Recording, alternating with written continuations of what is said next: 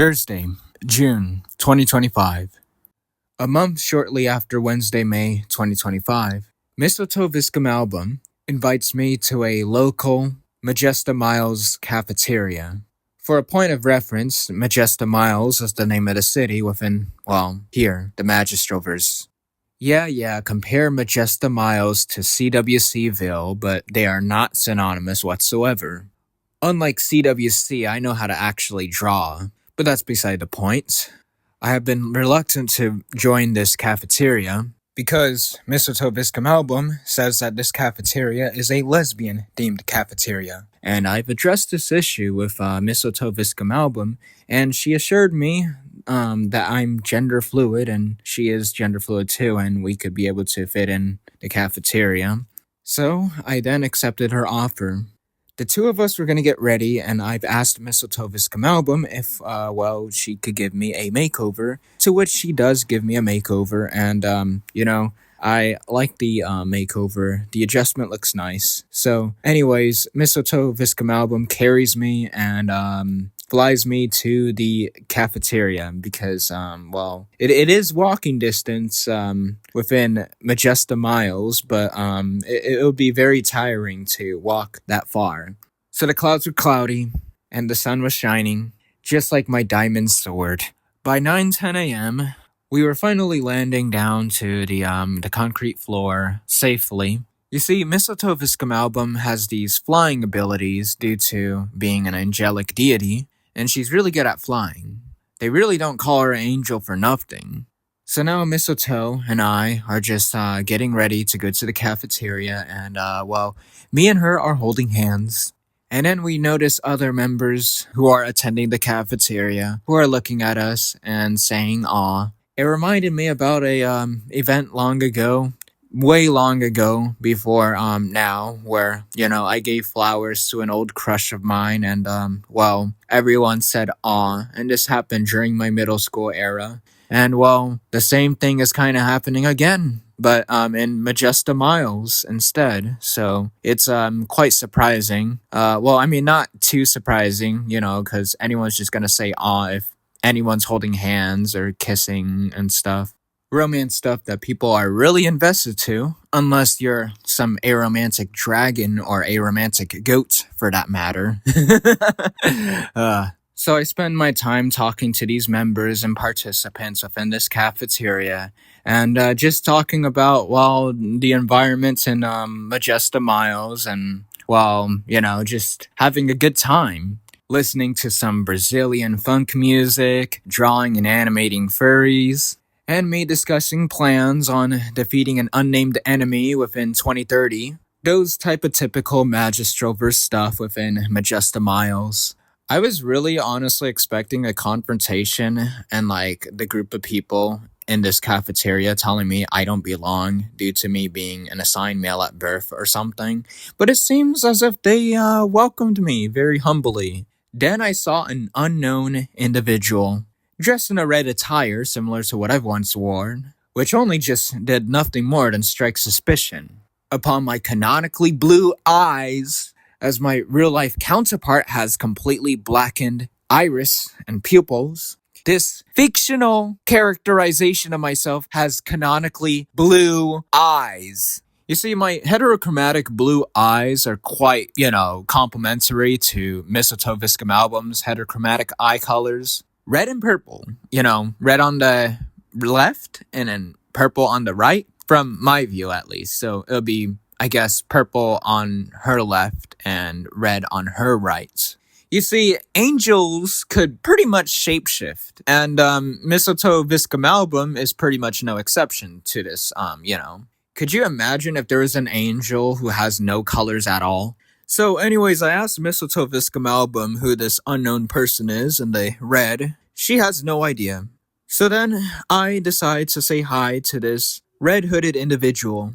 They begin to speak with a female-presenting voice, humbly saying hello and asking how the two of us are doing. The both of us say that we're doing great and fine. Eventually, there is a loud crashing noise which happens all of a sudden, and there is this completely shaded individual throughout the dust, the smoky dust. So you could just see a silhouette, which looks like something of an axolotl, an anthropomorphic axolotl. I am such a good narrator for my first time.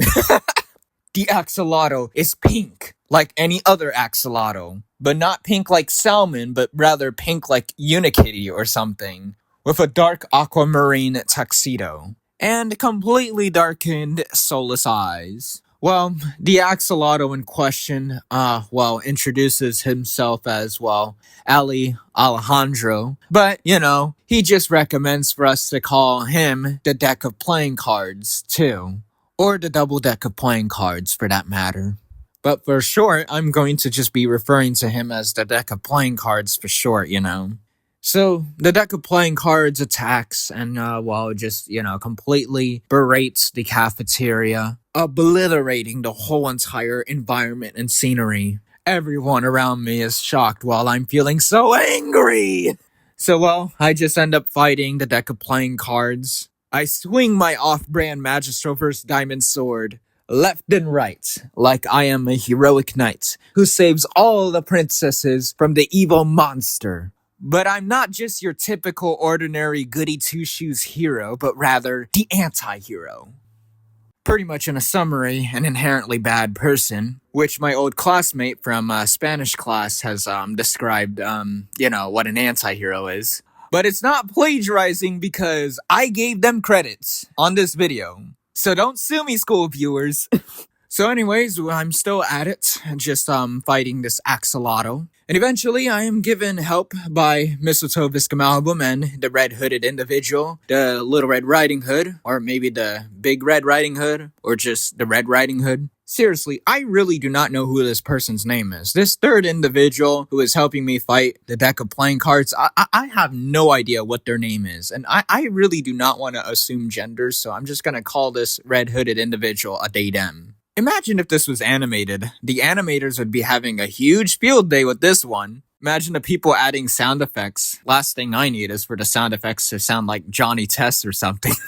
So the three of us are still fighting the deck of playing cards, and eventually we win. We miraculously win because, the tools, that the Red Riding Hood uses is, really good. Like, some really good tools.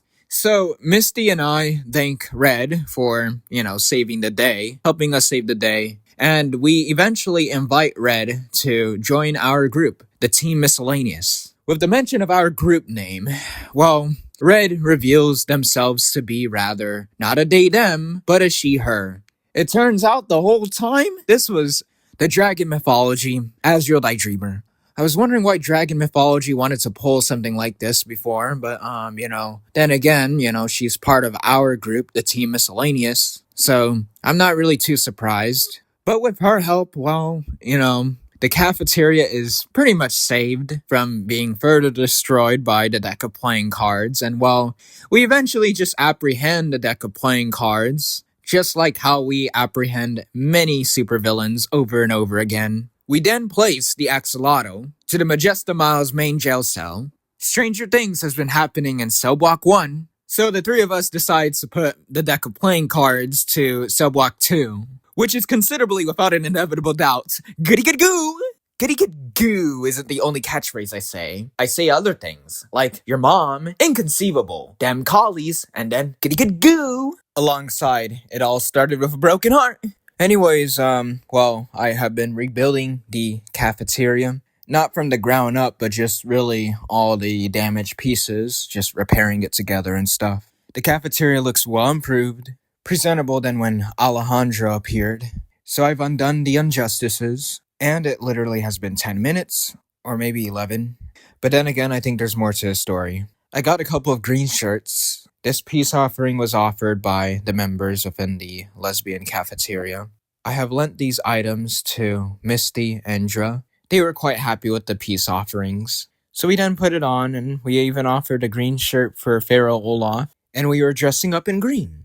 Green as money, and green as the Illuminati. Speaking of which, I heard a rumor that Alejandro the Axolotl was apparently helping us apprehend the Illuminati back to the Majesta Myles jail. So I guess, retroactively speaking, Alejandro would just be the fallen hero.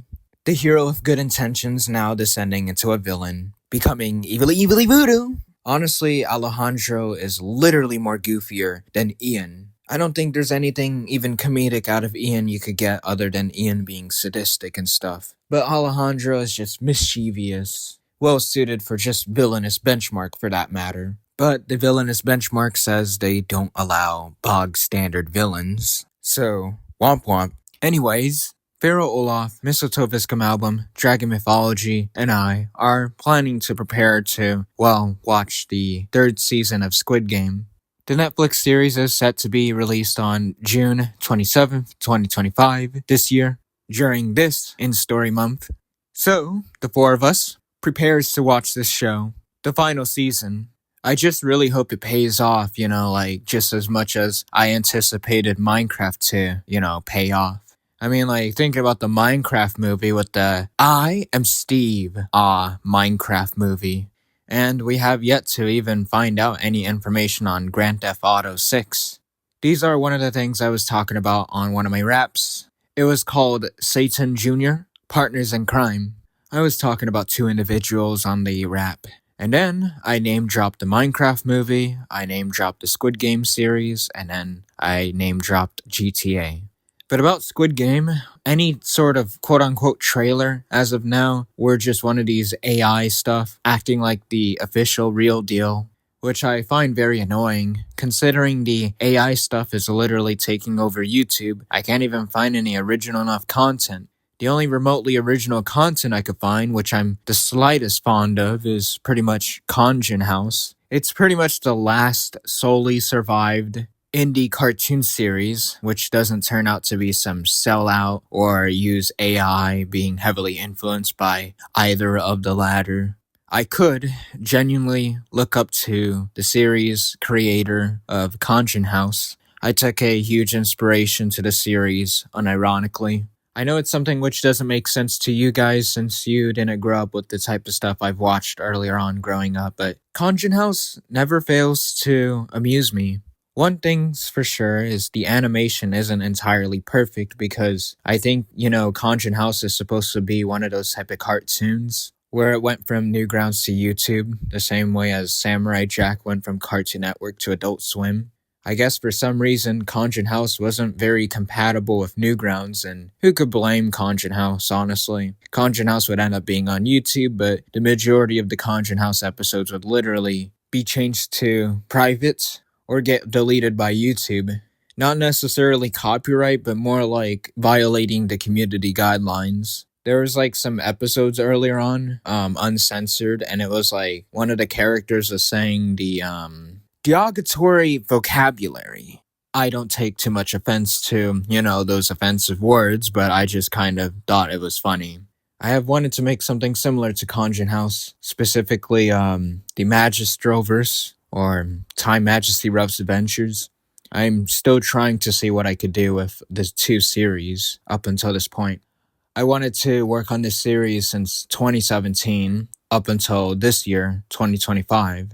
And I think Khonjin House was a huge influence towards the Magistralverse.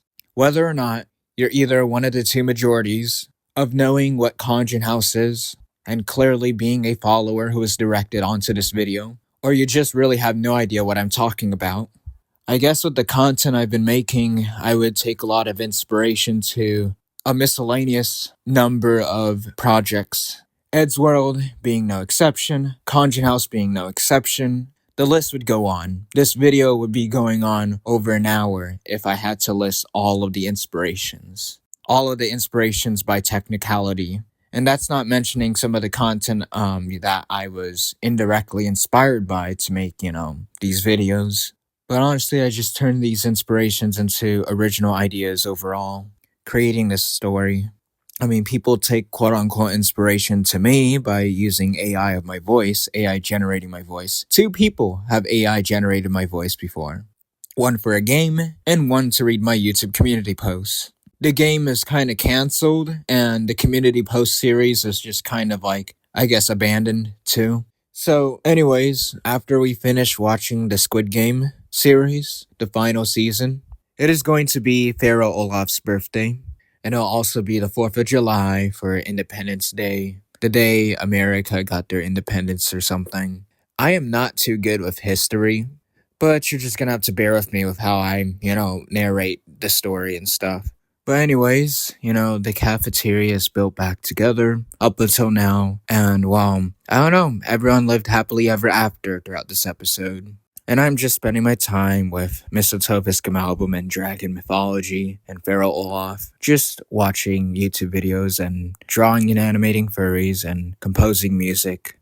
Music as in Brazilian funk music. It is quite my thing, because I really think it's really goody good goo.